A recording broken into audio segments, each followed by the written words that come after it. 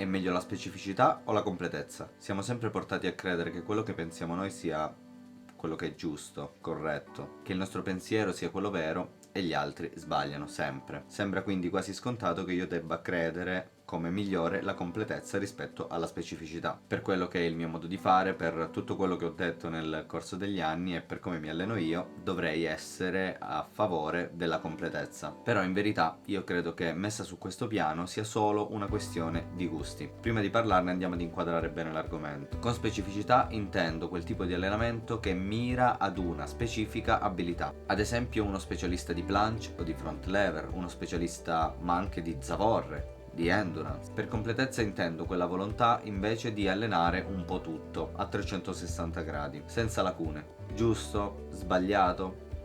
Sono solo punti di vista secondo me. Chiaramente chi allena tutto non arriverà mai a livello dello specialista nella singola cosa. È anche vero che lo specialista sarà molto forte nel singolo, ma inferiore in tutto il resto, tendenzialmente. Ci sono pro e contro. Essere specialisti è un po' seguire la naturale predisposizione genetica, puntando a ciò per cui siamo maggiormente portati. Essere completi è invece un lavoro duro che ti porta a lavorare sulle tue lacune, a rallentare il tuo percorso e precluderti la possibilità di arrivare a risultati assurdi nei singoli esercizi. Io personalmente non sarò mai il più forte in nessun singolo esercizio, ma posso puntare ad essere il più forte tra quelli che allenano tutto quanto a 360 gradi, per quanto sinceramente non mi interessi neanche un minimo di questo tipo di competizione. Se avessi voluto primeggiare sugli altri mi sarei concentrato su quelle che sono le mie predisposizioni genetiche, senza perdere tempo ad allenare tutto, soprattutto cose che mi hanno rallentato parecchio. La sfida io ce l'ho veramente con me stesso, non come le solite frasi fatte e dette da chi invece è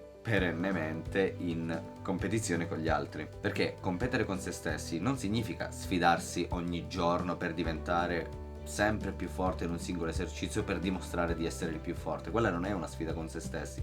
Sfidare se stessi significa individuare quali sono le nostre difficoltà e affrontarle. Significa lavorare sulle debolezze. Puntare su ciò che siamo portati è più un cercare di primeggiare sugli altri, che può essere anche giusto, anche se non è facilissimo da ammettere, mi rendo conto. Allenare la completezza significa sfidarsi continuamente. Significa allenare la mente a fare anche cose che non ci piacciono. Quest'idea magari può essere sbagliata, io non direi mai guardate che è meglio la completezza. Posso dire che a me piacciono le sfide. Mi piace pensare di poter arrivare ad essere in qualche modo un atleta, tra virgolette, a 360 gradi, bilanciato sia nella parte di spinta che nella parte di tirata. Questa interconnessa alla parte di skills, endurance e zavorre. E possibilmente cerco di arrivare ad un livello discreto anche in verticale, quindi per quanto riguarda l'equilibrio. E invece mi piacerebbe sapere voi cosa preferite, cosa vi piace fare e soprattutto perché. Non cosa è meglio, perché meglio è quello che ci piace di più fare a noi. Non esiste qualcosa migliore di un'altra, mettiamocelo in testa. Non è una questione di tifoserie ma di scelte. Ricordate sempre che nessuno è migliore di nessun altro.